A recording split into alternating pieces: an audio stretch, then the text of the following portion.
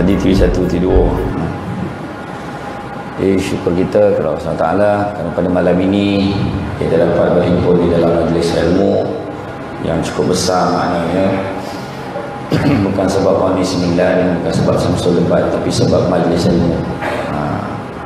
Terima kasih saya ucapkan Tuan Pengurusi Acara, Tuan Imam, Imam 1, Imam 2, Imam 3, termasuk Imam Eksekutif. Ada kan Imam Eksekutif kan? Tak ada? Oh tak ada? Okey.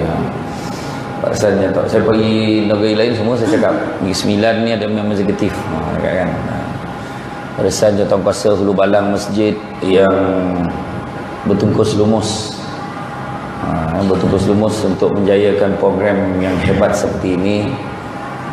Dan begitu juga berkali-kali dia telefon, jadi tak kan? Ya, risau lah saya, macam saya tak nak datang lah tadi, dah banyak kali lah tanya kan, pahala kan. InsyaAllah datang, InsyaAllah kalau tak ada apa-apa. Dan begitu juga kepada pemimpin-pemimpin tempatan, kan? Kepada mana-mana lah yang ada di kalangan kita ni, ketua-ketua kampung, termasuk juga warga kampung Panco, kampung Panco. Orang kampung saya ramai datang hari ni, nampak kelibat nampak. Mujur tak bawa spanduk ni kan. Dan ketua-ketua lah, semua ketua-ketua pemimpin musik RT ke, Persatuan Penduduk ke, termasuklah juga ketua-ketua lorong, jadi musik khairat dan semualah yang tak sempat saya sebutkan dekat sini. Jadi pada malam ni seperti biasa, kita datang atas dasar ilmu, yang mana saya agak terkejut sebenarnya, yang rupa ni 9 ni sebenarnya ramai yang masih cintakan ilmu. Sebab saya paling terperanjat pergi Johor dengan Melaka. Bila saya ceramah kat Johor dengan Melaka, ramai orang. Saya kata, wah, saya kata kan, faham kau dia cakap ni cakap kan. Tapi ramai datang alhamdulillah. Di Negeri 9 pun ramai jugalah. Ni kira ramai lah ni. Semua yang tak datang lagi ramai lah kan, kata dia kan. Tapi alhamdulillah macam ni kira okey lah ni. Sebab sebenarnya masalah kita pada hari ni adalah di bandar-bandar dah tak ada masalah. Di bandar-bandar, di taman-taman perumahan dah tak ada masalah. Kesedaran untuk datang ke masjid ni dah tak ada masalah. Kurang. Cuma masalah ke kampung-kampung sekarang ni. Di kampung-kampung pertama orangnya dah tua. Rumah pun jauh-jauh, jadi tak terdaya lagi dah. Ada sekali saya ceramah di kampung, di satu kampung di Jempol, dia combinekan 5 masjid buat maulid sekali. Tapi orang tu ada kat tepi-tepi dinding tu lah, ada dinding tu. Kan, yang ada tu lah yang ada. Tapi dia kata tu yang saya ada sebab kebanyakan orang hari ni dia bila dah kerja, dah duduk pakan, dia dah seronok, dia tak balik kampung lah. Pencen dulu kalau pencen di kampung kan, sekarang tak ada. Sebab kemudahan dah banyak kat pakan kan. Jadi itulah dia. Jadi malam ni kalau ikutkan tajuk asal bagi saya Baiti Jannati, rumahku syurgaku. Tapi bila sampai sini tiba-tiba bebaslah tajuk. Kira merayau lah tajuk malam ni kan. Agak-agak kalau lambat balik tu tunggulah, minta tolong jaga pintu pagar, jangan bagi orang balik kan. Jadi tak kira lah Baiti Jannati, rumahku syurgaku, ini adalah konflik hari ini. Krisis paling utama rakyat kita pada hari ini adalah krisis jiwa. Krisis jiwa yang mana hati rasa tak tenang kan, hati rasa tak tenang. Aduh yang benar kan, dengan zaman serba mencabar pada hari ini kan. Hari ini zaman serba mencabar. Kemarin tengok TV1, TV2, kalau kaya sikit ada pakcik kat Taman Nampangan yang ngomong-ngomong tak arwah dah, dia yang tolong adjustkan bagi TV3 jadi torang kan. Selain itu tu tak ada. Sekarang melampuh stesen TV. Apa itu adalah yang bising. Apa bondo aja. Pembono berapa banyak rancangan yang melekokan. Memanglah banyak. Tapi remote kat tangan siapa? Yang kopi tokan channel tak tahu orang apa kan. Kita ramah nyalahkan orang. Kadang punca kat kita. Banyak benda baik, banyak lagi benda-benda baik. Dalam kehidupan berkeluarga hari ini tu cabaran yang paling besar. Ni zaman teknologi. Zaman teknologi yang mana dunia tanpa sepadan, maklumat doreh sampai. Maklumat doreh sampai, yang mana hari ini cabaran kita adalah kalau kita tak bersedia marah. Dalam keluarga pun suami isteri tu setting awal sebelum kahwin, yang tu mustahab. Ramai orang kahwin sebab apa kahwin? Sebab nak kahwin lah teh. Sebab apa kahwin? Kawan-kawan semua kahwin, saya kahwin lah. Kenapa? Sebab apa kahwin? Sebab dah ramai benar dah yang kahwin, tinggal saya seorang yang tak kahwin. Kenapa nak kahwin? Mak ayah dia bising, kahwin lah. Macam-macam lah kan.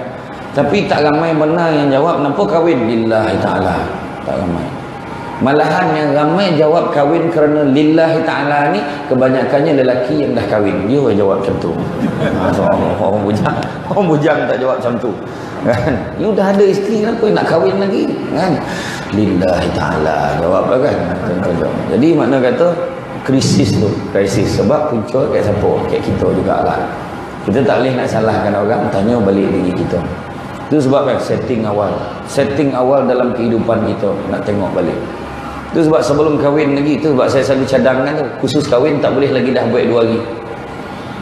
Khusus kahwin kena buat 3 minggu. Ramai terperanjat 3 minggu. Memang ni okey Brunei sebulan khusus kahwin. Baru-baru ni dikurangkan jadi 3 minggu. Baru beberapa tahun dikurang jadi 3 minggu. Jadi sampai dia belajar basic semayang, belajar macam mana didik anak, belajar macam mana pengurusan keuangan keluarga. Berapa ramai orang yang kahwin, tapi ramai juga yang corai. Kita tengok kan, bawa corai yang kerja. Tu sebab kuasa corai bagi ke lelaki semua dah sebab bagi ke perempuan. Alamatnya memang soalan semenek dapat. Ya, bukan perempuan sinilah, tempat lain. Perempuan paling sabar sekali area Paroi. Saya dah cek. Tempat lain saya tak tahu ya. Kau kan dulu berlaku Kek Somban begini. Tahun lebih kurang 10-11 tahun lepas. Kek Somban. Bergaduh kan. Laki tu 65 tahun, bini 60 tahun. Kau cubalah tak pasang beg nyamuk, jatuh talak dek. Jatuh talak sebab dek beg nyamuk. Jadi bini cakap, "Yolah kau ngapain masak kan, pasanglah." Dia lepas masak ponek tololap. So jatuh talak. Besok pagi berheret-heret orang tu pergi ke pejabat agama nak rujuk. Ustaz tu tanya, apa hal lah cik corai beg nyamuk? Tak berbaloi betul kan? Sebab beg nyamuk. Sebab setting kahwin sebab apa? Orang dulu-dulu kan, orang dulu nak nikah mana ada boyo dia budak sekarang ni. Dulu mak tunjuk, kau tengok muka budak ni, kau suka tak? Ikut mak lah kan. Dulu kan, ya dulu mana ada bertunang, mana ada pergi. Budak lelaki mana pergi, saya pun tak pergi tu. Bertunang mana ada pergi. Nampak tu? Contoh. Ini budak sekarang bertunang, dia lah duduk sekali. Macam ni bergambar. Lampangan sekali. Biar saudara sikit lagi kau tu. Bertunang. Orang dulu mana ada. Kan? Malahan tunggu bodoh-bodoh mau tak berdoa, takut salah orang. Mungkin gambar tak ada apa, tak ada. Dia mana? Yang rendah-rendah sikit. Pasalnya paling rendah ada lagi pada dia. Ada lagi rendah nak balik tu. Lepas tu kawan tu berpantun lah. Entahlah tu ada datang Paroi sampai. Hajat di hati nak memetik bunga di taman. Dia orang kelumpur. Bunga mana? Dia tak faham. Bunga lah. Bunga hidup dengan goyang tu. Khabarlah orang. Yang mana satu bunga yang dah lama tak dipetik orang. Bolalah mak ke dapur. Mak ibu tunggal. Jadi orang mengingatkan mak pasal Minang Dan sana. Kan. Yalah, marin kalau ada gambar kira kaya dia tu dulu. Tunjuk gambar. Okey tak ni? Kok mak lah. Tapi hari ni budak-budak yang tunjukkan mak, okey tak? Kalau ni jadi laki saya. Mak ikut kau lah, kan? Sekarang tapi tak terperanjat pun, tak ada masalah pun. Itu sebab dulu Sayyidatina Khadijah pun dia meminang Nabi, tak ada masalah tentang itu. Cuma tinggal lagi dulu tu kena jagalah juga tahap kita malu tu, kena jagalah kan. Makin kalau dapat pun dulu tengok tan jauh je, dah tahu rumah tu yang bumbu biru tu. Oh ya kau dibantai lah tinjau tan jauh. Tua agak tua lawa nampak tan jauh. Bos satu ngau tan jauh nampak. Yo kan. Yang tak jauh nampak 27, dokek-dokek 72. Itu yang malam pertama jumpa gigi dalam cawan tu. Gigi siapa pula ni? Gigi saya bang, kata kan. Kan? Dia mudah lagi sebenarnya, cuma gigi lah kan. Jadi makna kata tu setting. Lepas tu bila menikah pula kena ingat waktu pergi meminang, kita bukan meminang tu bukannya kita minta daripada mak ayah dah, tapi minta pada Allah. Minta pada Allah. Ramai yang tak perasan. Tu sebab ada orang kadang dah okey semua gunting dah, hantar pergi Minang balik tak jadi. Faham? Ngamuk-ngamuk mak dengan abah. Kenapa? Rupa-rupa mak pengantin, bakal pengantin perempuan tu ex-girlfriend abah kan. Luka lama berdarah kembali. Ya, tu semua Allah Ta'ala mengukur. Kan? Kita tak tahu. Lepas tu adalah kisah-kisah silam yang terbuka kan. Contoh macam tu. Lepas tu waktu bernikah tu pula bukan bernikah di hadapan kadi, wali, saksi, tak ada. Tapi sebenarnya menikah di hadapan Allah. Nak pula bernikah dekat dalam masjid. Lintas langsung ke serata taman, speaker arah semua. Aku terima nikah. Tu yang ada tu, budak yang nyampai tu. Tu sebab nikah, pergi belajar.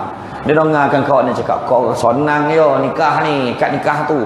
Agak-agak imam honjut kau jawablah. Imam tu tak honjut. Sanyap yo. Aku nikahkan di kau dengan sepulan-sepulan dengan mas kawin ini tunai. Dia pandang imam tu, dia tunggu imam honjut. Lepas tu budak tu angguk je kan. Kalau kau ngangguk ni sampai besok kau tak nikah ni baik kan. Pula kau hangguk lah, dah imam tak honjut kan. Kau baca balik nak rukun nikah tu dia tak ada sebut honjut, ada tak? Tak ada kan. Macam tu lah kewek kan. Jadi balik boleh basic balik kan. Balik boleh basic balik. Yang tu juga bila nikah, bila dah nikah ingat dalam rumah tangga suami isteri kena letak setting yang kedua-duanya bukanlah anak malaikat. Dua-dua anak orang, anak manusia. Anak manusia makna tak terlepeh daripada salah dan dosa. Kan kalau cek balik tu baru-baru ni saya dengan Datuk Izhar forum perdana tak keluar lagi so, lama dah rakam tu. Tajuk forum tu nasi minyak acah buah tajuk memang sedap lah tajuk tu kat Sarawak. Saya tutup sekat ni 9 hantarlah kau mana okey deh, faham deh. Semua ngaku ni 9 peh tu okey lah tu kan. Jadi masa tu kan Nabi tahu setting nak kedui boleh tak? Boleh, tak ada masalah. Memang betul Nabi suruh buatlah walimah. Nabi kata buatlah majlis walaupun hanya seekor kambing. Tu Nabi kata buat, tak ada masalah dah. Cuma kadang-kadang masyarakat kita ni ada bondo yang tak patut ada tu diaduan juga. Contoh kan macam contoh tak boleh dah, tak ada karaoke mana boleh. Karaoke penting lepas tu bapak pengantin tompah seluar poket sampai ke lutut dalam tu. Lepas tu mentahak kat dia. Siap ada karung topi tu salam susah mempunyalah strategik kan. Macam tu lah yang tu dia heboh kan. Tapi benda-benda lain kan nak jamu makan. Orang yang datang pula jangan toy pergi makan. Masuk jumpa tuan rumah dulu, pergi jumpa pengantin doakan kesejahteraan tuan rumah, doa kesejahteraan pengantin macam tu. Baru makan, suruh makan ke makan macam tu. Ini apa benda lauk dah ni, apa benda lauk kan lauk pajal. Bila karaoke tu paling saya tak setuju lah. Mau makan saya dah cek dah. Satu Malaysia ramai macam tu kecuali Somban tak ada dah. Somban tak ada dah macam tu. Mau makak sampai tak boleh burak. La ilaha illallah. Iyo. Kita bertanya khabar mau joget-joget. Oh, khabar lama makan. Joget-joget tak elok nampak kan. Saya pergi ada satu Datuk Asinullah bekas Naib Chancellor Yusin dia buat majlis menikahwin dekat majlis perbandaran nilai dalam dewan tu buat. Muzik tu pun lagu-lagu nasyid. Lepas tu slow je antara dongang dengan tidak. Jadi orang datang tu relax meriah je, tak ada masalah pun. Dapat lah pula tujuan jamuan tu kan. Dapat kita jumpa satu dengan yang lain, jumpa kawan-kawan lah, saudara kita dah baru tahu kawasan ada kono-kono dengan budak perempuan tu punya pak saudara. Nampak tak? Itulah kelebihan kan. Jadi mana setting dalam rumah tangga ni, dalam rumah tangga krisis hari ni 5 kunci dalam rumah tangga. Saya selalu cakap kunci yang pertama kunci rumah, kunci kedua kunci pejabat, kunci ketiga kunci kereta, kunci keempat kunci syurga, kunci yang kelima kunci spare. Bila sebut kunci rumah, makna rumah kena sistemkan rumah kita ikut syariat Islam. Tu dah. Sistem tu kunci rumah tu, sistem dia. Sebab di Malaysia ada 3 konsep yang paling popular dalam rumah. Satu namanya konsep pawagam, panggung wayang gambar. Rumah TV mesti besar, siap dengan audio system. Dogang. Itu sistem popular nombor 1. Mau makak-makak bukan sebab nak dengar ceramah tu, sebab mungkin nak tengok cerita, mungkin nak tengok 7 hari mencintaimu. So, biar aku jadi penunggu kan. Tu drama. Tak saya tahu tajuk saya pun tak tengok situ tu. Kan banyak kan. Jadi makna kata untuk itu panggung wayang gambar. Dia akan pastikan tu, dia dah fikir dah, wah ni seronok ni kalau ramai-ramai tengok ni seronok, dia fikir itu.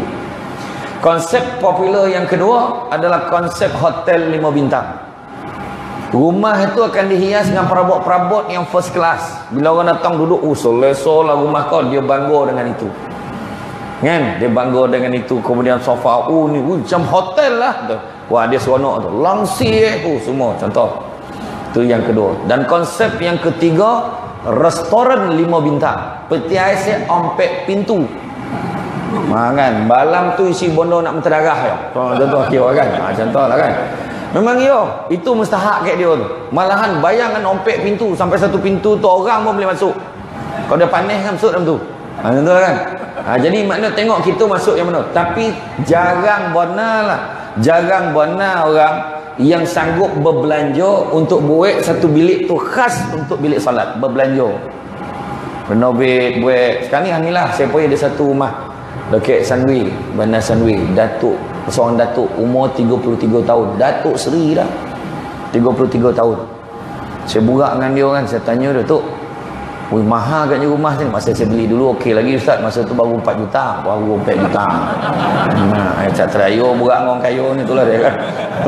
Masa tu murah lagi, hari ni dah berganda dah Ustaz. Dalam rumah tu, dia belum kahwin 33 tahun. Dia dengan adik dia bawa mak rumah tu memang rumah tu siap bawah dekat parking tu ada Lamborghini satu, Ferrari satu. Tapi dia ni memang humble lah.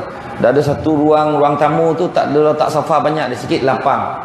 TV kat atas dia main. Lepas tu dekat ruang dapur panjang meja. Dia kata selalu panggil saudara-saudara datang, ada swimming pool kat luar. Lepas tu ada satu kawasan kat luar tu dia renovate buat mini, buat macam surau. Buat surau, tompek ambil wuduk semua siap. Ya saya kata. Jadi berapa ramai kita kadang-kadang orang datang nak sembahyang kiblat mana, senyap-senyap. Mana nak sembahyang senyap boleh, setengah pun boleh. Mana kau nak, kau cakap dapur pun boleh. Ada kan, selalu macam tu kan. Itu salah tu kan. Kan, hegeh lah masa tu kan. Sebab kita tak bersedia untuk itu, nampak tak? Ini cakap orang ni termasuk diri sendiri tau. Jadi kalau ada kita cubalah fikir, buatkan satu ruang untuk orang sembahyang. Jadi kita fikir kalau saudara mara datang, kat mana nak sembahyang, siapkan ada tolakung. Tak kira lah Siti Khadijah kau kan, Zulda Masri nya tolakung tak kira, dah siap ready dah kau orang datang. Selesakan orang, seronok waktu pergi rumah dia. Senang nak terancing mau senang ambil wuduk, masuk siap tompek ambil wuduk sistem, nampak tak? Sistem. Daripada pagi sampailah tidur. Dalam rumah tangga orang Islam ada 2 waktu yang paling kritikal. Waktu salat paling kritikal. Kan, nombor telefon kita berburak dengan Allah, nak berkomunikasi dengan Allah 2 ompek, 3 ompek. Dan yang paling kritikal 2 dengan ompek yang last, memula dengan last, subuh dengan isyak. Tu sebab saya tak menolak dah bila Pancu Jaya panggil ceramah, saya tak menolak dengan tahap subuh cenia lah ramai. Kalau senyap tu tak ada harapan tu. Kan? Jadi makna subuh dengan isyak. Sebab apa? Kadang-kadang yang paling kritikal subuh. Subuh sebab apa? Sebab pagi mana. Dan kadang-kadang kesilapan bila kajut bangun kan, bang bangun bang. Abang bangunlah subuh. Bang, kalau macam tu lah kaedah subuh. Alamat 22 tak subuh. Faham maksudnya? Budak-budak tak faham kau diam, kau jangan tanya. Kan? Makna pagi tu bila sebut kadang-kadang orang perempuan pula kadang-kadang dia kajut suami, bang bangun bang, abang bangun. Biasa bila bini kajut dia dah pakai macam mana? Masa dia kajut kita buka mata nampak tak macam lembaga putih, nampak tak? Dia dah pakai tolakung siap-siap, yang mana dia dah selesai semayang dah pun. Dia melepeh tongkuk dia dulu. Dan pentingnya dah semayang kan. Apa itu dia ngadu kat mak mentua, abang payah waktu subuh tu. Kojut, bang bangun bang, kita subuh sama macam tu subuh sesama. Kau boleh lah, boleh. Lepas tu kojut anak sekali, biar senang nanti kita semua subuh. Faham tak? Masalah payah, sian. Apa sian? Kojut biar daripada awal. Nanti besok bila kita dah tak ada, dah meninggal, anak kita tu dia terasa dia nak subuh kan. Nak subuh jemaah dengan keluarga tu, subuh jemaah boleh tak? Abang dah biasa pada kocik main subuh jemaah. Abang adalah saham mono baik kita baik dengan anak kita. Nampak tak? Anak komplain. Kan, yang mula rumah komplain anak payah nak kojut. Senang kaedah kojut anak subuh ni, kojut seolah-olah rumah terbakar. Bangun subuh api, mana? Api neraka. Macam tu jawapan. Macam tu kaedah kojut. Kan payah warna. Bila bangun pula kadang anak komplain pula. Abah jadi imam tak semangat. Apa tak abah bangun kumur ambil wuduk tu jadi imamnya. Mononong macam tonok pula. Allahu akbar. Bismillahirrahmanirrahim. Alhamdulillah rabbil alamin. Waladdallin. Tahu je. Anak adannya telekor. Kau abah dia nak laju mana? Tekan tak pasal. Masuk mandi, gosok gigi, siap sagarkan badan sembang sunat dulu, lepas tu jadi imam subuh. Baru dia fresh. Allahu akbar. Bayanglah rumah tangga kita macam tu. Bismillahirrahmanirrahim. Bini suamiku. Nampak tak? Baru betul. Sampai ayat Bismillahirrahmanirrahim. Inna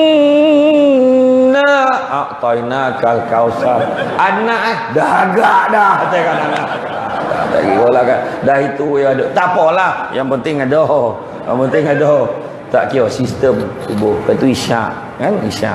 Kan Nabi pesan dalam khutbah widak takhir. Khutbah takhir Nabi cakap, syaitan tak akan pernah putus asa untuk menyesatkan kamu dalam perkara-perkara kecil. Perkara besar memang dah selalu dah tak boleh buat dah. Dia tak suruh tukar agama pun. Tapi bab yang kecil tu dia tak pernah putus asa. Tu sebab dia kacau kita. Tu sebab kita ceritakan Nabi, kita nak ikut macam Nabi. Nabi mentauhidkan Allah. Betul ke kita mentauhidkan Allah? Soalan dia. Allahu Akbar, Allahu Akbar. Alamak dah maghrib. Relax alu setan tu bisik. Drama lu mabih li. Kajak li kang tamiklan kau semayang lah. Nampak? Setan li sikit-sikit ya. Yang penting kau maghrib tau. Kau jangan tak maghrib. Dia siap ajar tu. Kau jangan tak maghrib. Tapi tamiklan kang. Iklan ni dia pun semayang. Allahu Akbar. Dia pun bisik lagi. Dah habis iklan kat hawa semayang. Kono yang kuat sikit tu. Tak ada. Dia nak semayang kat masjid. Dia tak kira dah.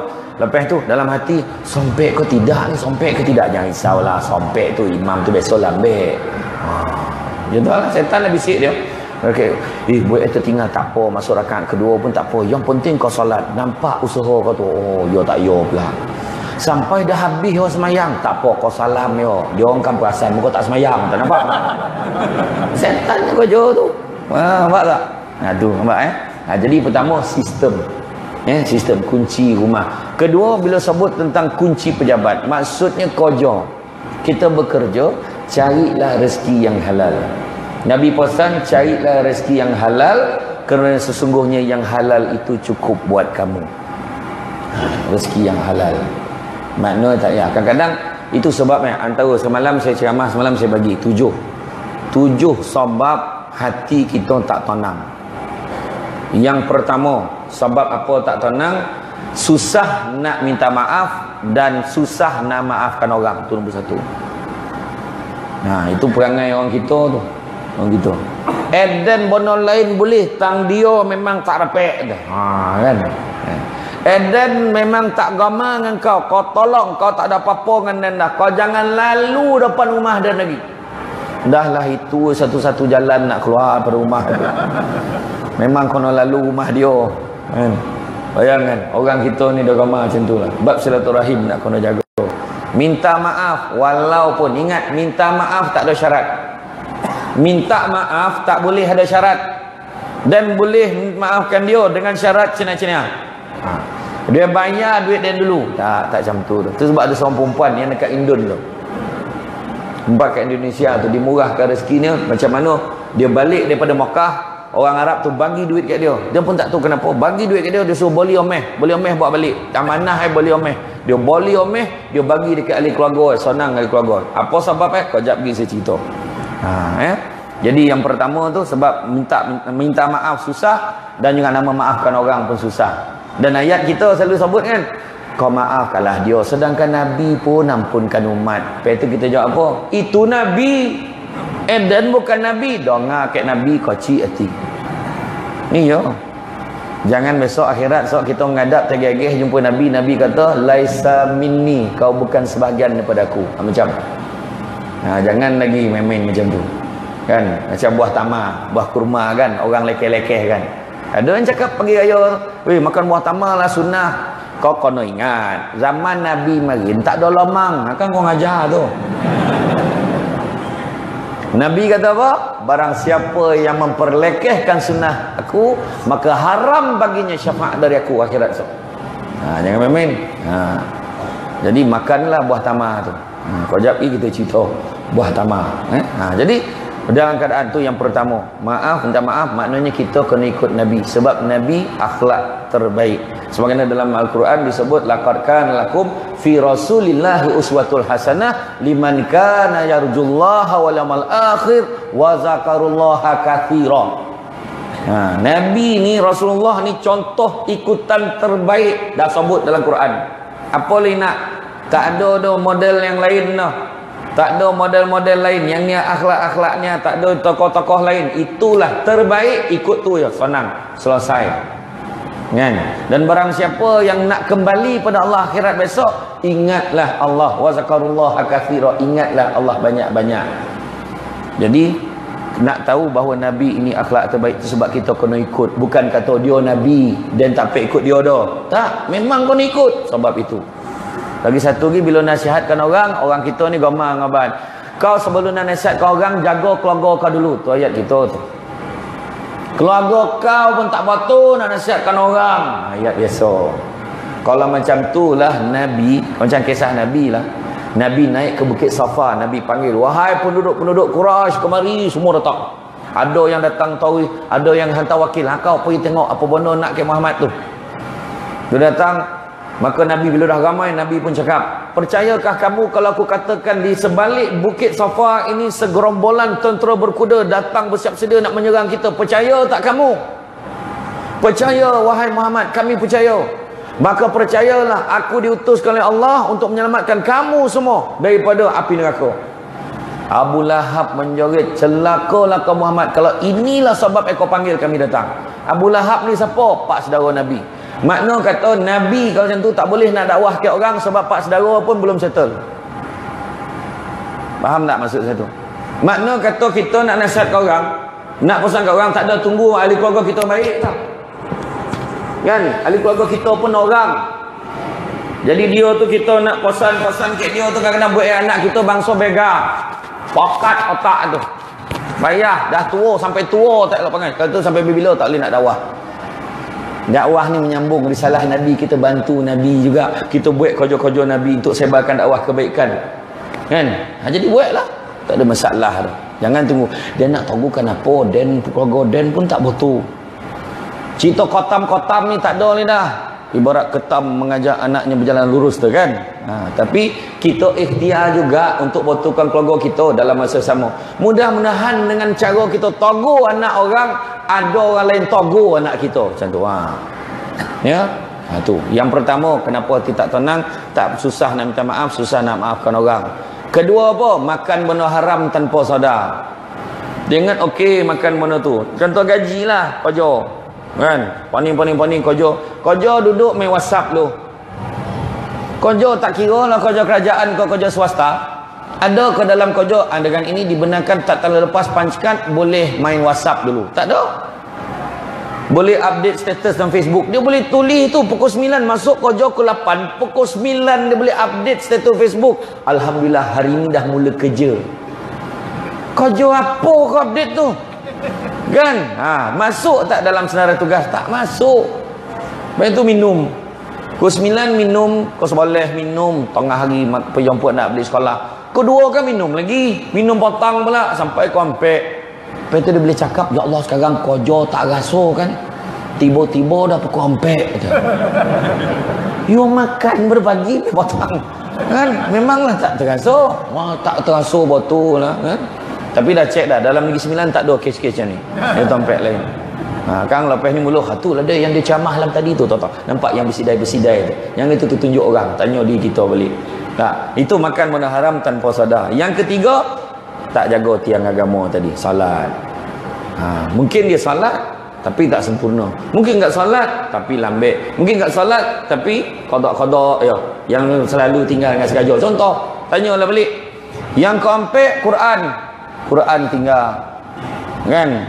Sekarang ni dah sampai masa Quran ni bukan hanya memang betul. Ustaz tu cakap antara ompek bondo yang mana kita tengok pun dapat pahala. Tengok dapat pahala. Apa dia? Mak ayah. Tengok mak ayah dapat pahala. Balik adab lah. Tengok mak kita ngantuk macam ni. Dapat pahala tu tengok. Ni yo. Apatah lagi kita baik-baik dengan mak kita. Lagi besar pahala. Kan? Kedua, tengok muka isteri kita dan tengok muka suami. Tengok isteri dengan kasih sayang. Dapat pahala. Tengok bini tengah lipat kain. Tengah nyanda kat sofa. Tengok. Dia lipat kain macam ni. Wah, siap betul rambut macam ni ada kan apa tu. Sampai kan. Abang. Abang kan. Abang tengok kita ke? Kan. Nak pahala kan. Lepas tu isteri tengok suami. Yang pasti tengok isteri sendiri. Tengok bini orang pek dosa. Dia bantai lawan. Bini tengok bini weh, tengok bini pahala, bini orang jangan. Bini sendiri saja. Kan isteri tengok suami pun sama. Tengok suami macam ni duduk kat sofa. Orang lelaki ramah duduk kat sofa dapat dia berkauh. Ya Allah siane. Allah siane. Kan? Dapat pahala. Yang ketiga, tengok Kaabah. Tengok dapat pahala. Buka TV tengah-tengah malam dalam tengok bola tu kalah pula contoh. Kita tukar-tukar channel tengok ada lah lintah langsung kat Mekah. Nampak Kaabah berhenti kita tengok dapat pahala. Dalam hati tu datik, ya Allah dia nak poi, ya Allah hari tu nak poi dia tipu lah kat orang. Ya Allah akbar. Contoh lah kan. Contoh. Tang tipu kat orang tu susah hati. Allah Taala bagi ganti. Redha ya, maafkanlah orang tu. Biarlah Allah Taala hukum dia. Ni kita maafkanlah dia. Senang hati kita. Insya-Allah Allah Taala bagi ganti. Ada sebab Allah Taala tak bagi poi time tu. Kan belum joki ni sebenarnya. Poi lain kali. Insya iya, mana tahu lepas ni poi sah. Alhamdulillah dapat panggilan haji. Naik kapal terbang satu kapal dengan Nilofa. Contoh. Kan langsung semangat. Tak ada lah. Maknanya kita tak tahu ada sebab-sebab lain. Mungkin macam hari tu pun saya pergi umrah dengan keluarga saya. Orang tengah ramai betul. Ya, ramai tu saya tanya macam mana lah zaman omak dengan wan marin boleh buat 7-8 kali umrah. Sebab marin orang tak ramai boleh mengaji depan Kaabah tu.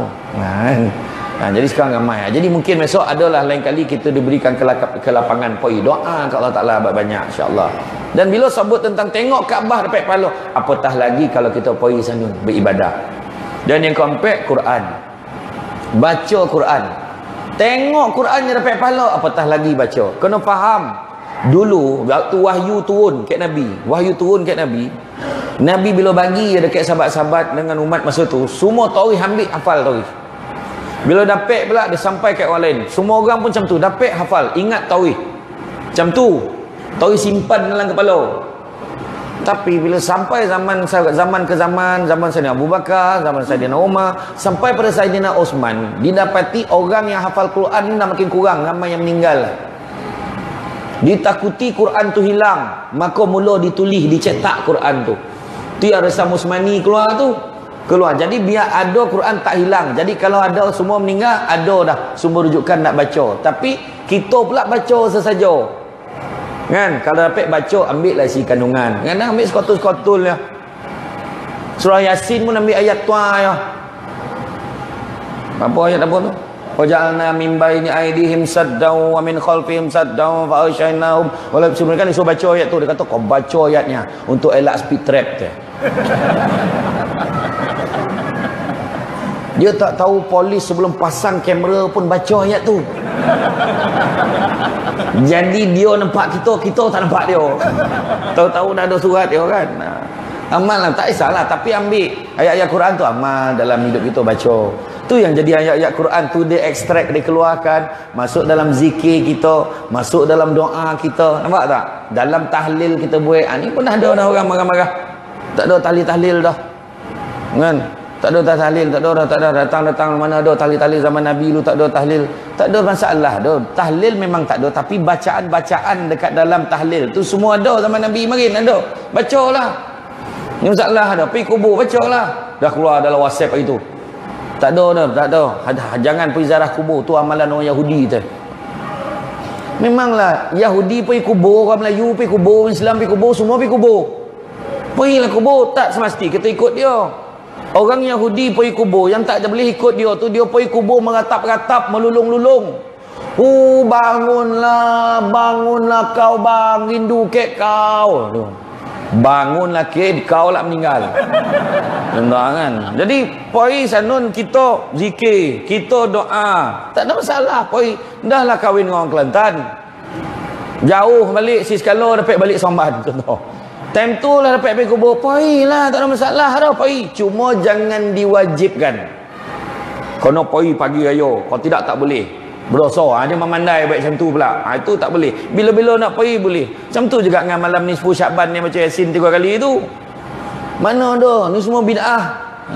Dia baru belajar dalam internet tu masalah tu. Baca Yasin baca. Nabi pesan hidupkan malam tu dengan ibadah. Hidupkanlah. Kau boleh baca Yasin 3 kali, baca Yasin 3 kali. Tak mampu nak baca 3 kali, baca sekali, boleh baca sekali. Dan mampu baca Yasin ni, asalnya tak berguna. Yasin sadaqallahul azim tu dia boleh kan? Tak apalah. Dah itu, kalau mampu semayang. Kalau mampu baca satu Quran lagi baik. Yang penting hidupkan malam tu. Yang tak boleh, wajib baca 3 kali. Tak baca berdosa. Yang itu yang tak boleh. Kena faham tu. Kadang-kadang orang kita ni kan banyak benar sudah bergaduh benar-benar macam tu langsung dah masuk air. Bergaduh masuk air. Mulalah datang dia tak sama pandangan dah bergaduh lagu-lagu cakap langsung tak tahu masjid dia dah. Berhentilah masuk air ni. Payah nak pujuk kan pergi masjid. Masuk air sebab dia apa? Dia daripada pagi orang mihun tu untuk program malam ni Dan sudah buku-buku bungkus bagi semua dia tak dapat. Allah kacik elak tidak ada daripada pagi ngoreng balik jangan tak payahlah sedekah lah kan. Tapi malam ni bukan mihun lah kan. Tak kan. Okay. Kau mihun lah kan. Kau nak tanya tak ada lah saja ya. Jadi mana kata tu dia. Jadi Quran tu baca. Tu tadi sebab yang tak tenang tadi hati. Kemudian apa lagi sebab hati tak tenang? Sebab adalah qadakut harta. Qadakut duit. Jadi kita kena ikut Nabi. Nabi kalau tolong orang, tolong dia. Sedekah benda yang paling besar Nabi buat. Antara sunnah terbesar Nabi buat sedekah. Jadi kita kena hidupkan sunnah Nabi ni dalam keluarga kita ni. Faman ahya bi sunnati faqad ahabbani. Barang siapa yang hidupkan satu sunnah aku maka dia sayangkan aku. Faman ahabbani kana ma'i fil jannah. Dan barang siapa yang sayangkan aku akan bersama-sama dengan aku di dalam syurga. Hiduplah sunnah. Sunnah Nabi yang senang-senang yang bawa dalam keluarga kita. Apa dah? Yang pertama Nabi buat bagi salam. Itu pun sunnah Nabi. Senang Nabi. Assalamualaikum warahmatullahi. Malahan Nabi di kalangan sahabat-sahabat tak dapat dia nak potong Nabi bagi salam. Mesti Nabi bagi salam dulu. Baru Nabi salam, Assalamualaikum warahmatullahi. Mesti Nabi bagi salam. Sampaikan sahabat seorang menyuruh balik tiang. Sebab nak pastikan dia bagi salam. Baru dia nak sorgah, Assalamualaikum. Tahu Nabi dia ada situ. Aduh, tak dapat juga aku ni nampak? Bagi salam, ya? Bagi salam. Tu ada ustaz dulu cakap, dekat rumah orang yang dah kahwin ni, dekat teh bumbung tu ada seekor jin jaga. Cuma kita tak nampak ya. Kalau nampak dah lama pindah rumah dah. Jin ni kerja kan dia kata abang dia bisik kata perempuan tu. Tah yo tah tidak laki kopi kojo. Dia bisik mana-mana macam tu lah. Balik tu sebab bagi salam. Assalamualaikum warahmatullahi. Isteri jawab waalaikumsalam warahmatullahi. Bila saling doa mendoakan bertempiaran lari jin tu tadi. Sebab dah saling doa mendoakan. Tapi janganlah tahu mana. Saya jumpa yang bagi salam. Assalamualaikum. Sampai ke dapur ambil air. Assalamualaikum. Pula kono abah kau poning. Tersampak ke ruang tamu lagi. Assalamualaikum. Masuk bilik air mandilah mau buka betul baik. Assalamualaikum. Dah bini tak boleh tidur terkabil apa dah kono abah kau. Sudah kau bang bangun bang. Apa dia? Assalamualaikum dia pun sama. Tak adalah macam tu dah bagi salam. Yang kedua apa? Senyum. Nabi senyum. Ya, tu benda senang boleh buat. Balik senyum. Bangis macam mana pun senyum. Nabi pernah sekali orang Arab Badui tu tarik rentap kain jubah yang Nabi pakai tu buat pada kain Najran. Kain ni kain kasar, merah, bertanda tongkok Nabi. Nabi marah tak? Nabi pandang boleh senyum. Malahan Nabi bagi jubah tu ke Arab Badui tu. Macam tu lah. Kita pun kena cuba macam tu. Cuba kalau kita bakal pahal baik. Jadi kita macam tu kan. Kita macam tu lah kalau kita lah. Dia tak macam tu. Tapi Nabi macam tu lah. Sabar Nabi. Pernah sekali Nabi dengan Sayyidina Abu Bakar. Nabi datang jumpa Sayyidina Abu Bakar berburak. Nak tunjukkan Nabi ni. Sunnah yang ketiga sabar. Sabar tu payah sikit kan. Tapi Nabi pergi jumpa dengan Sayyidina Abu Bakar. Berburak dengan Sayyidina Abu Bakar. Burak. Datang Arab Badui. Dimaki Sayyidina Abu Bakar. Tuntang dia bagi Sayyidina Abu Bakar tu. Sayyidina Abu Bakar pandang dia berhenti. Sayyidina Abu Bakar sambung berburak balik dengan Nabi kali pertama. Arab Badui tu disambung lagi, dimaki pumpam dia pun pandang. Waktu kali pertama tadi bila pandang berburak balik dengan Nabi, Nabi senyum tengok Sayyidina Abu Bakar. Kali kedua pumpam dia pandang, dia sambung balik berburak dengan Nabi. Kali kedua Nabi lagi senyum pandang Sayyidina Abu Bakar. Kali ketiga dimaki lagi. Kali ini Sayyidina Abu Bakar tak tahan. Dia bangun, dia sabut segala jenis binatang yang ada dalam kebun ni. Semua sabut dah. Daripada kambing sampai unta, semua sabut dah. Kira macam kita lah, macam-macam lah, kuku apa pun sebut lah kan. Tapi dia sebut segala binatang. Binatang-binatang tu tak termasuk babi tak termasuk. Tapi dia sebut binatang-binatang dalam kebun. Macam itulah riwayat kisah tu sebut. Bila disebut Nabi bangun beredar daripada rumah Sayyidina Abu Bakar tanpa bagi salam, yang mana tak pernah Nabi buat macam tu. Makna marah betul Nabi tu. Lepas tu Sayyidina Abu Bakar pun terasa bersalah. Dia pun kata, ya Rasulullah, kau beritahu aku ya Rasulullah, apa salah aku ya Rasulullah, kau jangan tinggalkan aku dalam keadaan bingung. Apa salah aku ya Rasulullah. Maka Nabi khabar, ketahuilah waktu mula-mula orang tu balun kau. Ni saya cakap ni bahasa saya tu. Nabi tak cakap tentu pula bunyi pilah pula Nabi cakap. Kerana mula lah kan. Bila Nabi cakap, Nabi kata waktu mula-mula dia balun kau tu, dia cakap maki hamun kau, kau sabar, kau pandang aku, kau buat tak tahu pada dia, malaikat berduyun-duyun datang mendoakan dan merahmati kau. Aku nampak kata. Kali kedua kau sabar lagi, bertambah ramai bersenggayutnya bergayut punya banyak malaikat semua mendoakan kau. Tapi tak, kalau kau bangun kali ketiga, kau maki pula orang tu, malaikat tu menghina kau dan tinggalkan kau, dan kedudukan malaikat tu diganti oleh setan-setan bersenggayut pula. Kali dia hasut kau, kau maki lagi dia tu. Setan ambil alih. Tu sebabnya kita kena sabar. Sabar banyak-banyak. Kan? Sabar ada batasnya. Wah, tu ayat orang kita kan. Jadi mana kena sabar macam Nabi, apa benda orang tak buat kat Nabi. Tu sebab Nabi sebut 3 tanda-tanda orang mukmin. Pertama, taat kepada Allah. Kedua, jauhkan perkara yang haram. Dan yang ketiga, berbuat baik kepada orang yang berbuat jahat kepada kita. Tu ayat yang paling mahal sekali, yang last. Paling payah nak buat nombor 3 tu. Memang susah tu, termasuk yang bercakap. Bukan cakap orang lain. Nabi sujud time solat. Bini Abu Jahal, bini Abu Lahab boleh ambil isi paut unta, letak kat tongkok Nabi. Nampak? Tu antara benda lah. Tapi Nabi balas tak? Tak. Kau nak baling dekat Taif sampai berdarah-darah, Nabi balas tak? Malaikat kata, kau nak tak aku timpakan mereka ni dengan gunung biar dia mati? Nabi kata, jangan. Barangkali mereka tidak beriman kepada aku, tapi mungkin anak cucu keturunan mereka beriman kepada Allah dan kepada aku. Memang betul penduduk Taif hari ni semua Islam dah. Antaranya lah. Ya. Jadi itu dia. Jadi tinggalkan lagi. Apa lagi sunnah Nabi? Sunnah Nabi makan. Tu paling senang buah tamar. Kek rumah Nabi dua makanan yang memang ada. Pertama buah tamar, kedua madu. Faham? Madu labah. Kena sebut orang-orang kan. Jadi makna dua-dua ni memang ada. Jadi kita sebab jangan memperlekehkan sunnah Nabi. Dan Nabi sebut barang siapa yang mengamalkan 7 biji buah tamar setiap hari akan dijauhkan daripadanya penyakit keracunan. Memang betul. Nabi dulu pernah tentera musuh Islam nak racunkan Nabi. Waktu peperangan apa saya tak ingat. Hantar Nabi makan, sahabat pun makan. Sahabat ni meninggal makan. Nabi tak. Sebab Nabi amal 7 biji setiap hari. Benda tu dah menetralkan racun tu. Tapi balikkan jangan cuba pula. Makan 7 biji dah talan racun. Tengok mati ke tidak. Confirm mati ni. Tak payahlah kau cuba-cuba. Kan? Ni Nabi makan hari-hari. Kita balon roti topuk. Tahu tak roti topuk? Roti topuk lah. Roti canai. Roti topuk tu. Tu yang elok masin garing tu. Kan? Iya, orang perempuan kan pergilah belajar tebal roti canai tu. Barulah tak ada sebab jak laki kita pergi ke kedai mamak. Kita boleh tebal roti canai, kita tebal sampai ke bumbung tu. Sabar tu kipeh sajid ni. Ni 50,000 ada satu kan? Kan?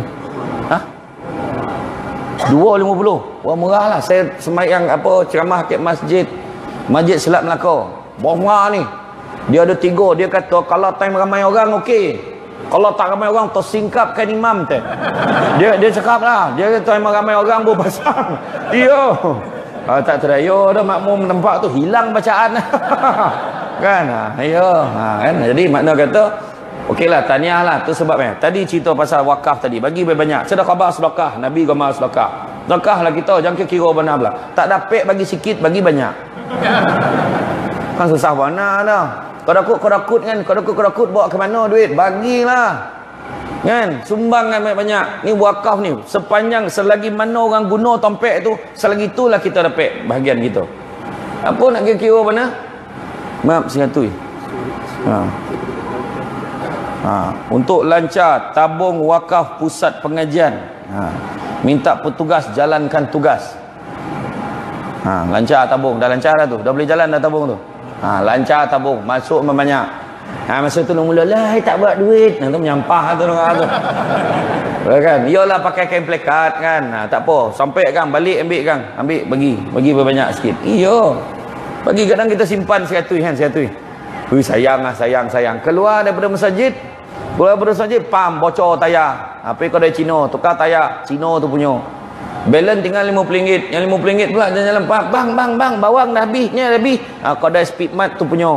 Sudah tinggal RM5. RM5 dah tahan nak kewat.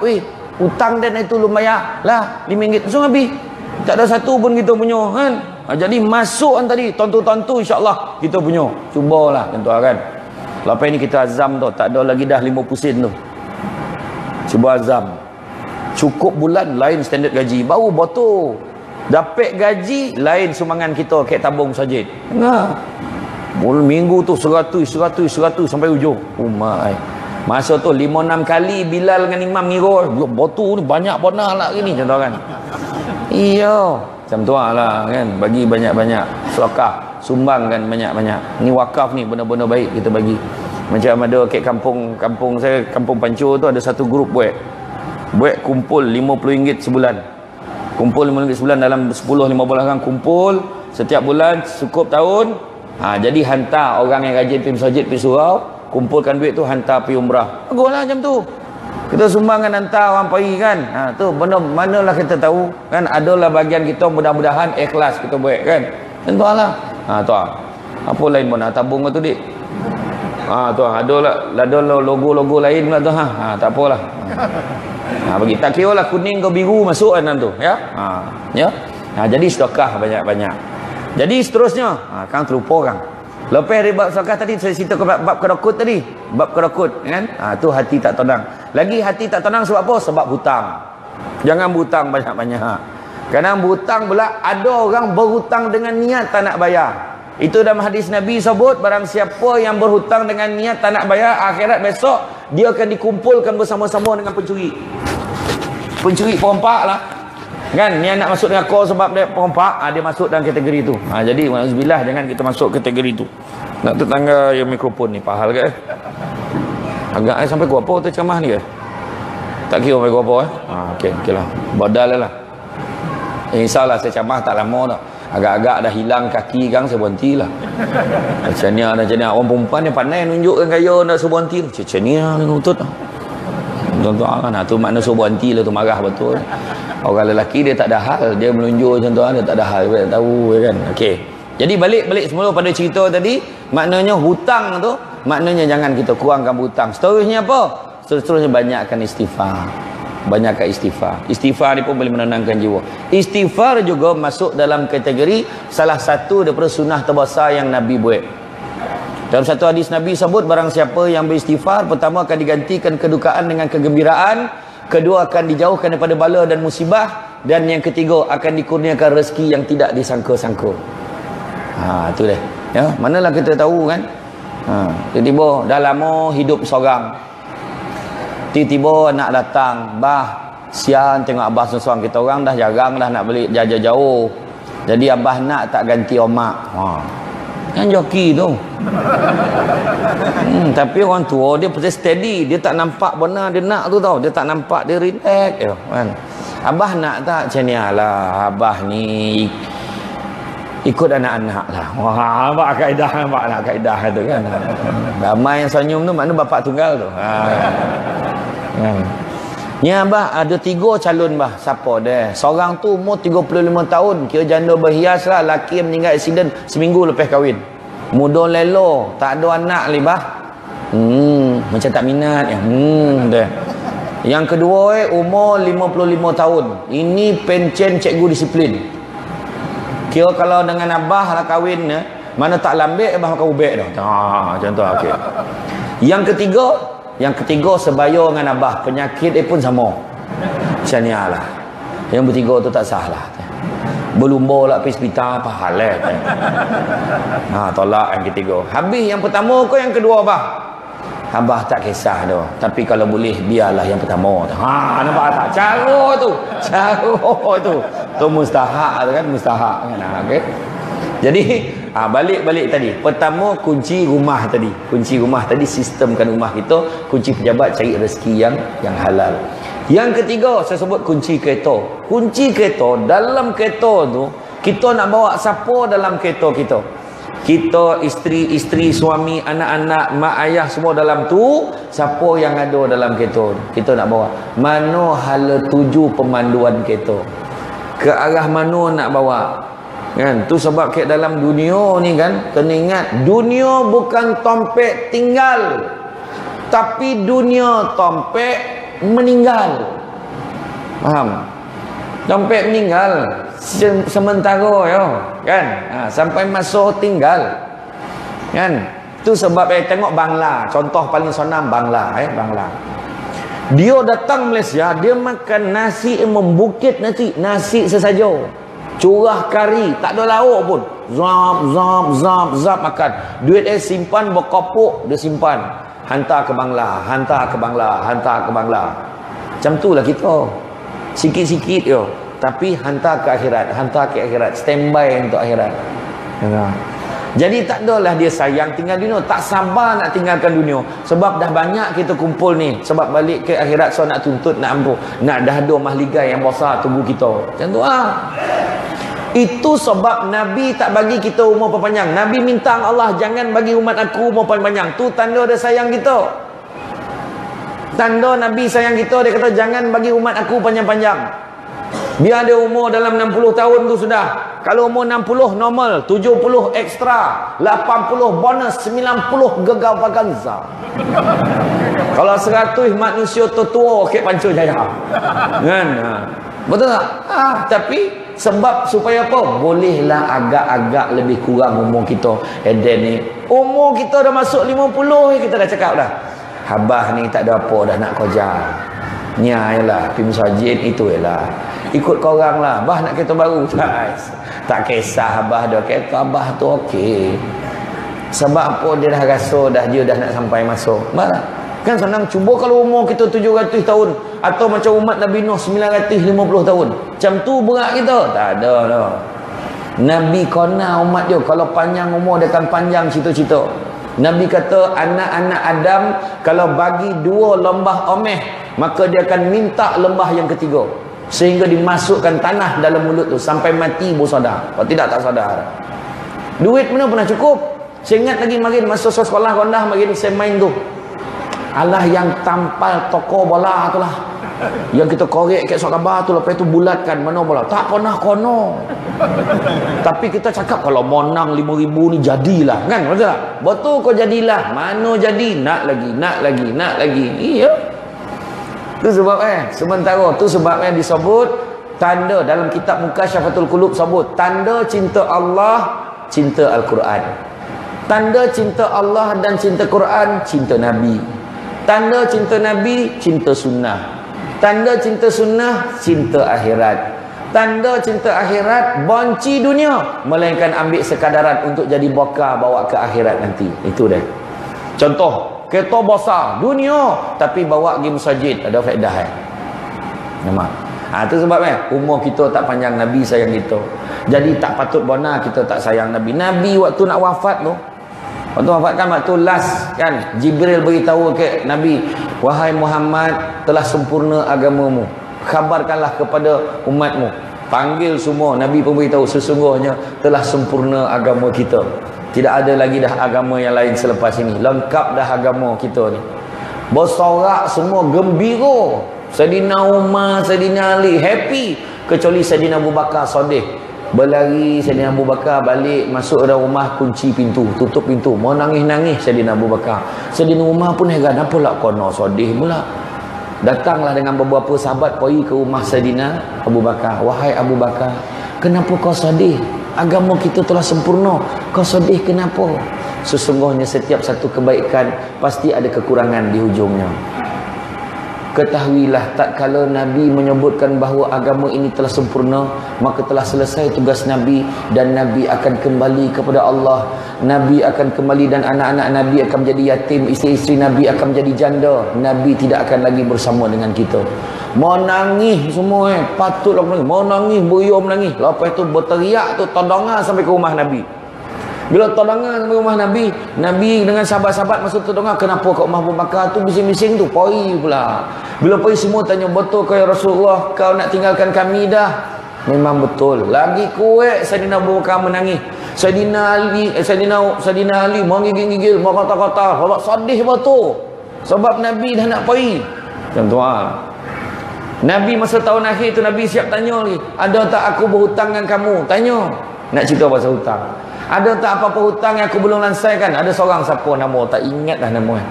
Allahu Akbar.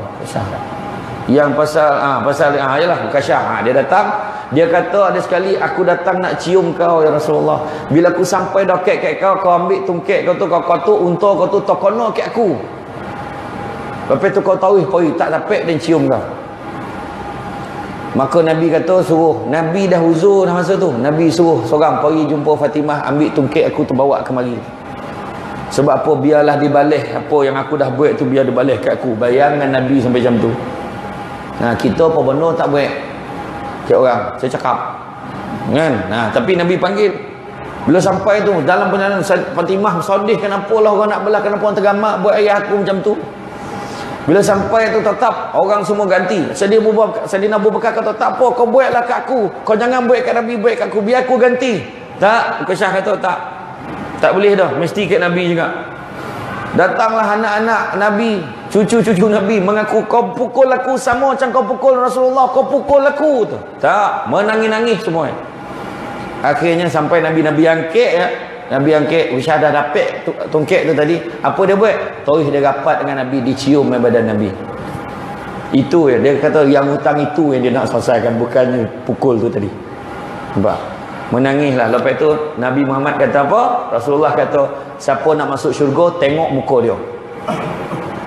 Nah, memang lepas tu semua peluk, cium dia betul-betul. Nah, nampak tak? Tunjuk akhlak Nabi macam mana. Nabi pernah sekali Ni nampak budak dekat apa? Nampak budak kat pasar. Wah, ni dah camah maulud dah ni. Tak apalah kan, belasah lah kan. Bukan selalu datang kan. Nampak seorang budak dekat pasar menangis, kenapa? Dia kata, duit aku hilang. Duit kau hilang. Nabi kata, berapa? Nabi pun bagi ganti. Tapi Nabi pun pergi. Budak tu diam. Pusing tengah jalan tengok nampak budak tu nangis. Kenapa kau nangis? Aku lambek balik takut kena rotan nanti kat tuan aku. Nabi sedih, tengok dia sedih. Nak tunjuk Nabi sayang budak-budak. Nabi sayang anak yatim. Nabi sayang janda. Nabi sayang orang miskin. Ha, tu dia. Bila nampak tu tak apa, bagi aku teman kau balik. Bawa pergi sampai ke rumah dia. Rumah tuan dia tu. Nabi bagi salam. Assalamualaikum warahmatullahi. Tak ada nyaut. Assalamualaikum warahmatullahi. Kali kedua tak ada nyaut. Assalamualaikum warahmatullahi. Baru nyaut. Waalaikumsalam warahmatullahi. Keluar ada beberapa orang perempuan. Kawasan ni tuan ni semua perempuan. Dia kata, aku tak dengar kau bagi salam sampai 3 kali aku bagi salam tak dengar. Memang kami dengar, kami saja nak bagi kau doakan kami banyak kali je. Orang perempuan ni cakap. Beginilah. Budak ni takut dia terlambat balik, jadi dia takut kena rotan kat kau. Jadi boleh tak kau jangan rotan dia, tapi kalau kau nak rotan juga kau rotanlah aku. Nabi sanggup offer diri dia ganti dengan orang. Cuba kalau kita sanggup tak? Orang yang kena rotan tu sampai masuk penjara tu 10 kali sebatan. Tak apalah, gantilah dengan saya. Sanggup tak? Doa bantuilah kau lah tu. Tak rapik ganti tu kan. Tapi Nabi nak tengok, Nabi semurni-murni hati Nabi. Ya. Jadi dalam kereta tadi, balik cerita keluarga kita, kata habis lah. Kereta tu pemanduan kita arah mana? Ke arah yang diredai oleh Allah. Sistem kehidupan kita. Kita datang masjid, betul lah tu. Ya? Kita bawa keluarga kita. Jangan lagi dah bagi alasan-alasan. Kita tak dapat. Sekarang dah tak ada sebab orang tak pergi surau, tak pergi masjid. Kemudahan, tenang. Jalan raya, torang. Jalan selesa. Masjid, la ilallah. Kapetnya baru tukar ni kan. Berapa bulan? Setahun dah. Sujud tabanam, lomeh, ya Allah kan. Marin sujud melantun kan. Nya sujud melakap tu nampak tak ada sebab, selesa semayang kan, nampak jadi kereta kita arah ke mana, pemanduan keluarga kita nak bawa ke mana. Seterusnya kunci syurga amal ibadah kena banyak. Itulah, tak ada benda lain nak cakap dah. Bab syurga ni semua nak masuk syurga. Nak masuk syurga kenalah ibadah. Tu sebab nak masuk syurga ni kita kena ingat 3 perkara kita kena kejar. Pertama, hidayah. Hidayah supaya kita dapat beza benda baik dengan benda buruk dalam keluarga kita ni. Bukan main pukul rata. Benda baik, benda buruk.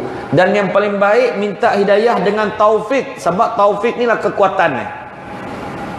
Contoh Allahu Akbar, Allahu Akbar. Ui, semayang. Contoh kan? Kan? Kadang-kadang orang tengok, ya Allah, dia ni dah lama tak semayang. Period tak berhenti. Orang lelaki ni, lelaki. Period tak berhenti. Allah Akbar, Allahu Akbar. Weh, semayang weh. Nantilah. Dia tahu dia dah lama tak semayang tu. Kan? Dia macam sadar tadi, tapi taufik tak ada. Tak boleh kan? Jadi mana minta Allah Ta'ala bagi kekuatan kat kita.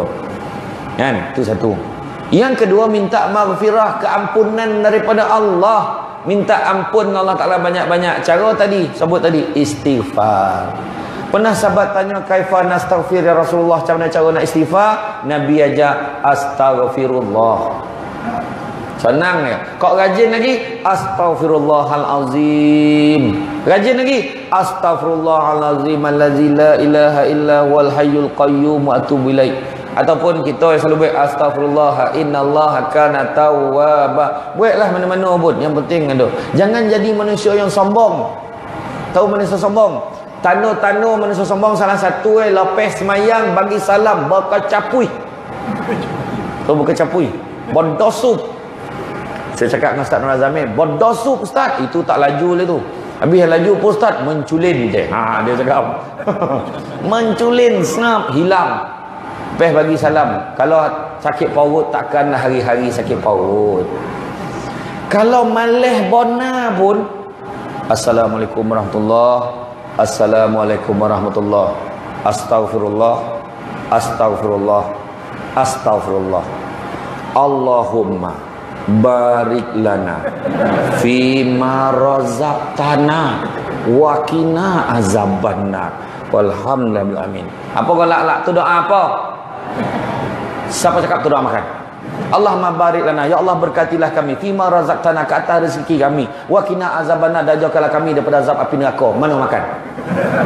Itulah main golak ya, itulah sabun amin amin, faham tidak? Tahu tu doa makan. Mana tahu doa makan? Komplit dah doa tu.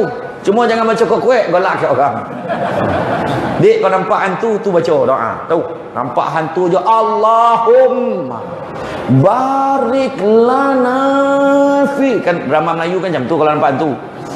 Fima razaqtana wa qina azabannar. Lari hantu tu sebab gila betul, ngandan-dan nak dimakan kan.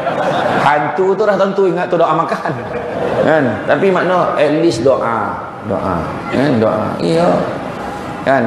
Ingat saya kisah yang apa tu. Dia kena belajar benda tu, kena belajar. Kau tak tahu. Dan macam doa, kena faham lah maksud dia. Ada satu orang tu, dia dah lama tak jumpa besan ni. Besan, ya Allah sadap burak dengan kau ni. Ya Allah kau sihat. Burak punya burak. Tiba-tiba maghrib. Allahu Akbar. Weh, jomlah kita semayang sama. Tak apalah. San semayang lalu sikit paut. Kan kau jap ni saya join. Dia pun Allahu Akbar rakaat pertama. Masuk naik rakaat kedua, besan Nabi sampai. Dia pun touch. Tam. Allahu Akbar. Makna dia masuk rakaat kedua. Sampai rakaat ketiga, imam bagi salam. Assalamualaikum warahmatullahi. Assalamualaikum warahmatullahi. Dia pun bagi salam. Assalamualaikum warahmatullahi. Assalamualaikum warahmatullahi. Dia pun tahu. Kau bukan ada satu rakaat ni kau. Eden tu dan malih semayangan kau ni. Satu rakaat pun kira kau. La ilaha illallah tu. Dia bukan salah kira, Allah Ta'ala kira. Kau semayang maghrib kau tak cukup. Iya. Kau nak belajar macam kita semayang kan? Duduk belakang imam. Jangan main bersama sebarang duduk belakang.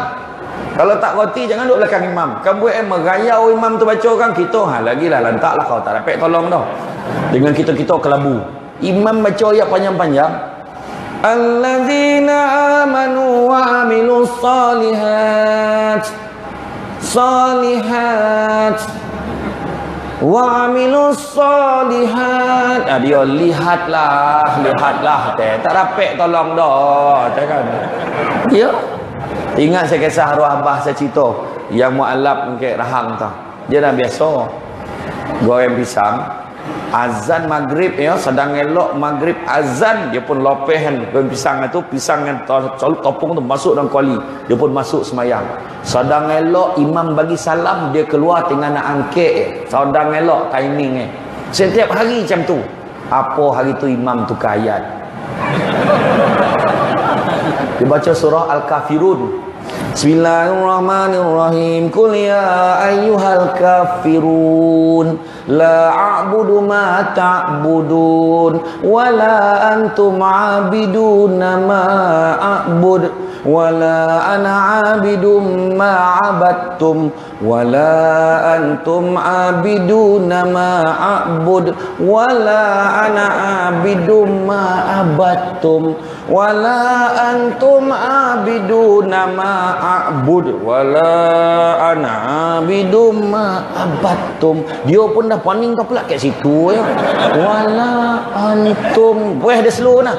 Wala antum abiduna ma a'bud wala ana abidum ma abadtum wala ana.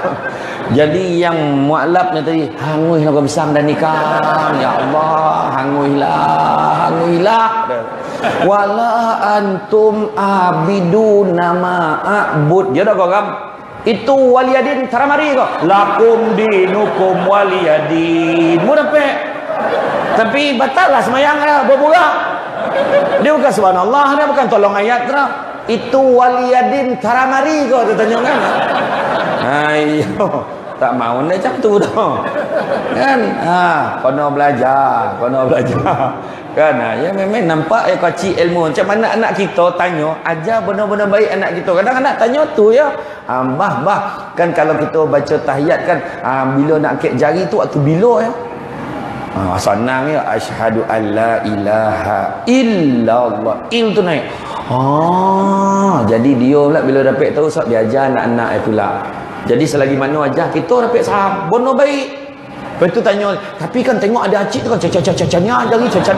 Itu kau tanyalah dia, tapi tolong kan tu kau tanya dia mana dia belajar, tak dapat abah nak tolong tu dah. Kan iya. Dalam semayang macam ni kau kena ingat, Nabi ajar kita apa banyak setan akan mengganggu kita time semayang. Dia jaga. Oh ya kau time bila dia kacau tu kita tengok. Iya. Setan kacau time semayang. Allahu Akbar. Kan kita gamah jumpa barang hilang time semayang. Allahu Akbar. Lah ratih tika tu kat sana pun nampak. Tengah semayang boleh nampak. Lepas tu tengah semayang baru tahu bodoh current tak tutup lagi. Semua ingat. Kan? Lepas tu apa favorite setan? Dia akan duduk dekat mana tu? Dia bersidai kat rongga-rongga. Lubang hidung, lubang telinga. Dia tiup tu yang gatal hidung tu. Kita nak mula ni ya Allah gatal kat telinga dia tiup kan masa air wuduk tu dah mula nak kering kan. Masa tu lah paling gatal tadi. Tapi jangan risau, lepas bagi salam hilang gatal tu. Dah tak ada dah. Tak apa kono. Itu yang bangun daripada rukuk tu sebab gatal tu. Sami Allah. Mana bidah kan? Iya. Ni colah ketiak ni duduk dekat colah paha paling favorite colah punggung. Tu favorite tu. Itu yang terasa tu kontut tu. Kan? Tapi memang kalau apa Nabi pesan buat tak tahu itu semua setan tu. Sap setan. Kan tu? Sap setan. Setan. Tapi kalau dah membobok bunyi bab setan. Kau lah setan ni menghadap dia. Dia kat belakang menghadap muka dia waktu kono. Kau lah setan dia. Macam tu. Macam tu boleh ambil wuduk balik semula. Belajar tadi makna cerita tadi kunci syurga. Dan bila kedua kita sebut tadi tentang hidayah dan maghfirah, yang ketiga apa? Carilah rahmat. Cari rahmat ni tak ada cara lain dia ibadah. Mudah-mudahan dengan ibadah kita Allah Ta'ala memberi rahmat kepada kita. Ingat, masuk syurga bukan sebab dia ibadah kita, tapi rahmat Allah. Pernah seorang abid dulu beribadah selama 500 tahun. Lepas tu Allah Ta'ala kata, masuklah kau ke dalam syurga dengan rahmat aku. Maka abid ni, ahli ibadah ni kata, ya Allah, aku nak kau masukkan aku ke dalam syurga sebab dia ibadah aku. Maka Allah Ta'ala cungkil mata sebelah. Allah Ta'ala beritahu, sesungguhnya ibadah kau yang 500 tahun tak dapat nak tabuh nikmat sebelah mata aku bagi kat kau. Nak tunjukkan kita masuk syurga ke apa semua dengan rahmat Allah. Kadang orang tu memang betul dia tak semayang, dia tak apa, tapi hari akhir dia taubat, dia baru semayang, dia meninggal. Allah Ta'ala datang dengan rahmat Allah, dia masuk syurga. Kita tu sebab tadi nak perasan-perasan dan ni hari-hari pergi masjid ada harapan ni. Jangan perasan-perasan, sarah ke Allah Ta'ala semua ya. Itu kunci syurga. Dan yang terakhir sekali kunci spare. Bila sebut pasal kunci spare dalam rumah tangga, tak kira lah abah, tak kira lah emak, tak kira lah anak, semua main peranan masing-masing. Semua ada kunci spare. Tak boleh kunci satu je, semua ada kunci seorang satu. Semua mainkan peranan. Macam AJK lah, AJK masjid lah. Kalau imam yang main peranan ataupun pengusi yang main peranan, ponek. Semua orang kena main peranan masing-masing. Mungkin dia buat ni, yang dia ni masak, yang dia ni pula buat hebahan, yang dia ni pula pergi sampaikan pula tabung, uruskan bab tabung-tabung ni pula. Yang seorang ni cari penaja, yang seorang ni pula cari lah kamera-kamera untuk datang buat rakaman liputan. Contoh. Jadi makna bila main peranan barulah benda tu sepakat membawa kepada benda yang lebih baik daripada buat seorang. Dan keluarga macam tu pon ni. Orang perempuan kan kadang kesian dia. Orang lelaki main peranan, paling tidak tanya. Tengok orang perempuan ponik lipet kain banyak kan. Dia tanya bila lah nak ada mesin lipet kain. Dia tanya kan. Jadi orang lelaki mainkan peranan. Kita memang takkan ada nolong dah. Jadi tanya. Lipet kain kau memang bongih kawan. Kan? Tak nampak kau tengah membunuh binatang ni. Dia bilang kan lain jawapan kan. Tanyalah kan. Sia ni nak apa kau? Nak apa-apa ke yang cakap lah yang nak apa? Tak ada apa-apa dah. Dah biasa dah macam ni. Ayat dia kan nampak sedih bunyi tu kan. Itu sebabnya kita kena banyak belajar syukur. Syukur banyak-banyak. Akhirnya itulah dia. Ayat yang paling baik itu kita letak dalam hidup kita, syukur. Syukurlah kita ni tak ada rumah besar. Rumah kita kecil tapi cukup makan. Syukur. Syukurlah kita Syukur kita kalau tak ada anak pun syukur sebab mungkin ada mak mentua baik. Itu lebih baik daripada ada anak tak tidur diam. Contoh, syukurlah kita ada rumah kecil tak ada rumah besar. Sebab rumah kecil, rumah besar, time tak ada orang, sunyi yang sama. Syukurlah kita kalau naik kapal terbang tu duduk second class. Tak sah nak belagak naik first class. Sebab walaupun first class, walaupun second class, waktu berlepeh, waktu mendarat sama. Pintu keluar masuk sama. Tompek mendarat pun sama. Tak ada dah. Yang second class pakai payung tojun sekarang. Tak ada dah. Tak ada. Kan? Kita tak payahlah nak mengungut jam tangan kita RM50, jam tangan dia RM5,000 sebab masa sama. Jangan mengungut rumah kita besar, banyak benda nak komen. Syukur tu tanda kita ada rumah. Orang tu rumah pun tak ada, tidur bawah jambatan. Jangan mengungut banyak kain nak lipek. Syukur tu tanda kita ada pakaian. Orang tu baju pun tak ada. Jangan mengungut kita baru tompah baju ni tahun lepas dah tak muat pakai. Syukur tu tanda cukup makan. Jangan mengungut suami kita tidur berkoruh. Syukurlah tu tanda dia tidur sebelah kita, bukan tidur sebelah orang lain. Okey, orang lelaki dah ada jawapan ya. Balikkan tu pakai. Orang lelaki ni memang termasuk yang bercakap ni. Allah Ta'ala dia bagi kita ni satu kenikmatan. Nak tidur tu tak payah nak niat-niat benar dah. Cakap memang lolap lah. Nak tidur tu lolap. Selesai sampai pagi. Orang perempuan macam-macam prosedur. Tepek. Tonyo. Lepas tu cenia. Kan? Mula lepas tu sikit rambut cenia. Tapek dah lalap nak kabil minum tahap ubek tolan gap.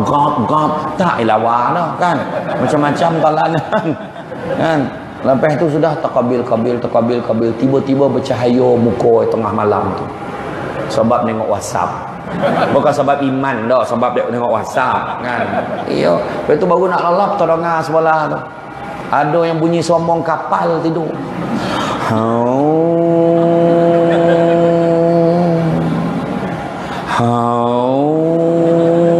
Asah tahu orang ku macam tu.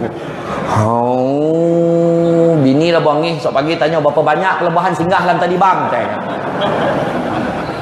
Yang paling popular bunyi vibrate handphone.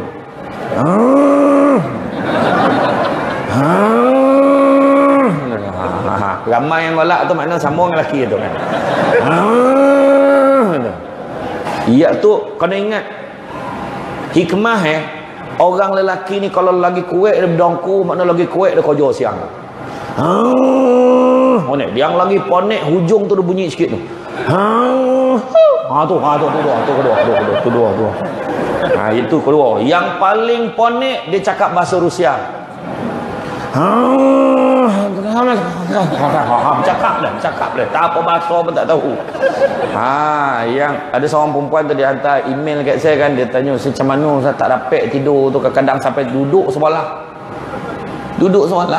Saya hari keluarga saya pun pernah jadi macam tu. Kita orang yang lelaki ni tidur dalam kemah kat kampung Sungai Buloh tu, duduk dalam kemah. Berlawan-lawan dongku, semua duduk membincangkan. Memang macam tu ke dia tidur lagi macam tu. Dia ulas tu. Kan termasuk lain bercakap ni. Tak cakap orang. Iya yang seorang tu hantar email dia sampai duduk sebelah lelaki.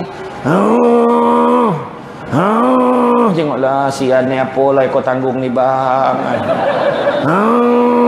Tapi kalau sekali lo yang jackpot tu, yang kono dia tercokik tu. Terperanyat man pahala. Dia letak kat hidung, hidup cakap. Yang itu kan kalau dapat dia tercokit dia sanyak sampai pagi tau. Itu tapi jarang lah dapat. Jarang dapat.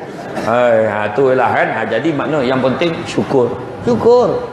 Allah Ta'ala bagi kita lebih. Cuba dalam satu hadis Nabi pesan selalulah tengok yang di bawah, jangan tengok yang di atas.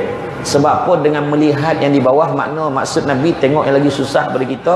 Bila tengok lagi susah daripada kita, kita akan syukur dengan nikmat Allah walaupun sekecil-kecil nikmat. Jadi nak senang ya, kita nak syukur ni senang ya. Ingat mati, selesai. Sebab apa ingat mati? Orang yang ingat mati akan dimuliakan dengan 3 hal. Pertama, dia akan melengahkan taubat Yang kedua, dia akan bersyukur dengan segala nikmat yang Allah Ta'ala bagi kat dia, walau apa juga. Dan yang ketiga, dia akan rajin beribadah kepada Allah. Jadi rasa cukuplah setakat itu. Terima kasih banyak kepada pihak masjid kerana sudi mengundang saya pada malam ini. Ada yang tidur tak? Alhamdulillah. Tak ada hal lah. Malam ni ramai. Alhamdulillah. Macam inilah semangat yang kita nak. Lepas ni panggil mana pun ceramah pun, imam ceramah pun macam inilah ramai. Jangan risau. Mudah-mudahan kan. Boleh tak? Allah Allah. InsyaAllah ya. Jadi tadi tabung tadi, wakaf tadi, sumbang. Bagi. Jangan tak bagi. Mudah-mudahan kita sama-sama bolong-bolong baik pahala ni. Kita nak bina mahligai akhirat besok. Sumbangan kita. Kan? Jadi sebab kita, kalau kita terlampau fikir dunia, kita akan sayang tinggal dunia. Tu kena ingat tu. Kita cuba letak saham akhirat banyak-banyak. Terima kasih banyak. Sekali lagi minta maaf kalau ada tersilap kata, terkasar bahasa. Sesungguhnya yang baik itu datang kepada Allah SWT.